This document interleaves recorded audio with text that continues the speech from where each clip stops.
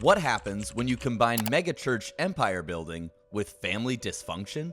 You get HBO's The Righteous Gemstones, a razor-sharp satire that's as hilarious as it is uncomfortably on point. Today, we're diving into what makes this show comedy gold. Created by Danny McBride, who also stars as Jesse Gemstone, this show follows the misadventures of a world-famous televangelist family with a long tradition of deviance, greed, and charitable work, and not necessarily in that order. If you haven't watched it yet, what are you doing with your life? But don't worry, I'll keep major spoilers to a minimum. What makes The Righteous Gemstones so brilliant is its commitment to taking these outrageous characters seriously. This isn't just pointing and laughing at religious hypocrisy, though there's plenty of that. It's about exploring the complex psychology of people who genuinely believe that they're doing God's work, while simultaneously indulging in every earthly pleasure imaginable. The humor comes from the spectacular cognitive dissonance the Gemstones live with daily. They preach humility while flying private jets. They talk about family values while backstabbing each other. They speak of salvation while being absolutely terrible people, and somehow, they never quite see the contradiction. Danny McBride and his team are masters of the cringe comedy that makes you laugh and squirm simultaneously. But what elevates this beyond simple mockery is the show's refusal to make these characters purely cartoonish. The Gemstones are terrible people, yes, but they're terrible in recognizably human ways. Let's break down the key players in this family circus and see what makes them tick. First, we have the patriarch, Eli Gemstone, played by the incredible John Goodman, a widower trying to keep his empire together while dealing with his 3 incompetent adult children. What makes Eli fascinating is that he seems to have actually built something from nothing. He has genuine business acumen and at times, even a moral compass.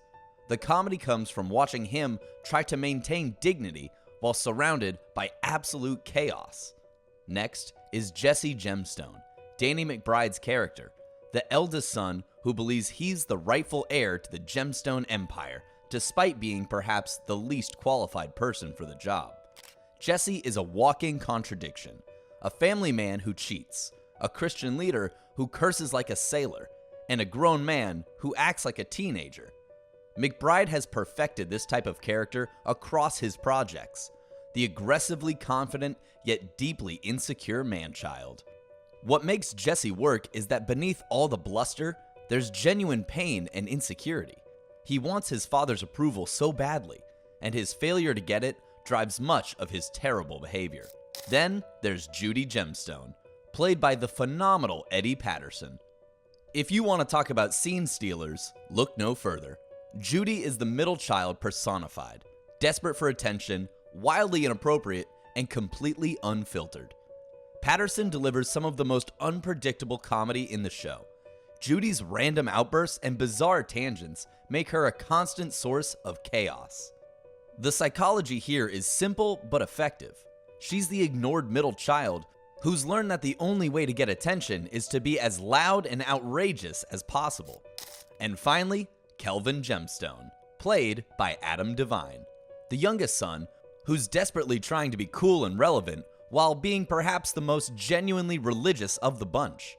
Kelvin's storylines often revolve around his desperate need to prove himself and his uncomfortable relationship with his own identity. The comedy comes from watching someone try so hard to be edgy while being fundamentally square. There's something endearing about Kelvin's earnestness that makes him both ridiculous and somehow the most likable Gemstone. And I can't forget to mention Baby Billy Freeman, played by the legendary Walton Goggins. As Eli's brother-in-law, Baby Billy represents old-school religious hucksterism at its finest, a country-fried con man with a silver tongue and zero moral compass. What makes The Righteous Gemstones work on a deeper level is how it taps into the universal family dynamics and amplifies them to absurd proportions. Each character is driven by recognizable psychological needs.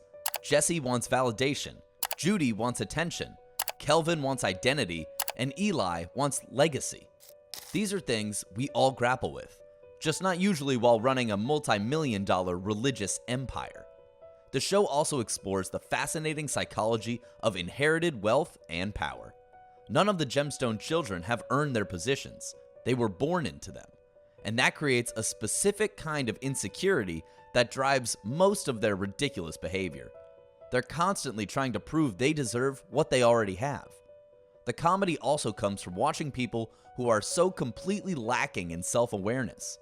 There's a particular type of humor that emerges when characters are absolutely convinced they're the heroes of their own story, while the audience clearly sees they're anything but. And let's not forget the setting itself. The world of megachurches provides the perfect backdrop for satire because it's already a world of theatrical performances, emotional manipulation, and spectacular displays of wealth. The show doesn't have to exaggerate much to find the comedy. What ultimately makes the Righteous Gemstones successful is that it manages to satirize without completely dehumanizing its subjects. Yes, the Gemstones are hypocrites, but they're not purely evil. They have moments of genuine connection, vulnerability, and even growth. The show recognizes that even terrible people have inner lives and motivations that make sense to them. This adds a layer of complexity that elevates it beyond simple mockery of religious hypocrisy. It also helps that the production values are incredible. The show looks like a prestige drama, which makes the absurdist comedy hit even harder. There's something inherently funny about watching ridiculous behavior played completely straight in beautiful, expensive-looking settings. The Righteous Gemstones works because it understands a fundamental truth about comedy. The funnier the jokes, the more the characters need to believe what they're doing matters. The Gemstones never wink at the camera. They never acknowledge how ridiculous they are. They are deadly serious about their divine mission, their family legacy, and their righteous purpose. And what makes their spectacular failures, their petty fights, and their moral compromises all the more hilarious?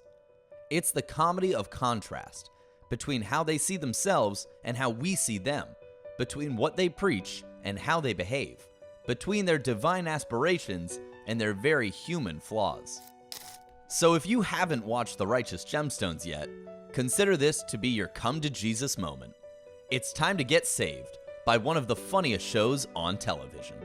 If you enjoyed this deep dive, make sure to like, subscribe, and share this video. Drop a comment with your favorite Gemstones moment or character. And as Judy Gemstone would say, well, I probably can't repeat what Judy would say on this platform, but you get the idea.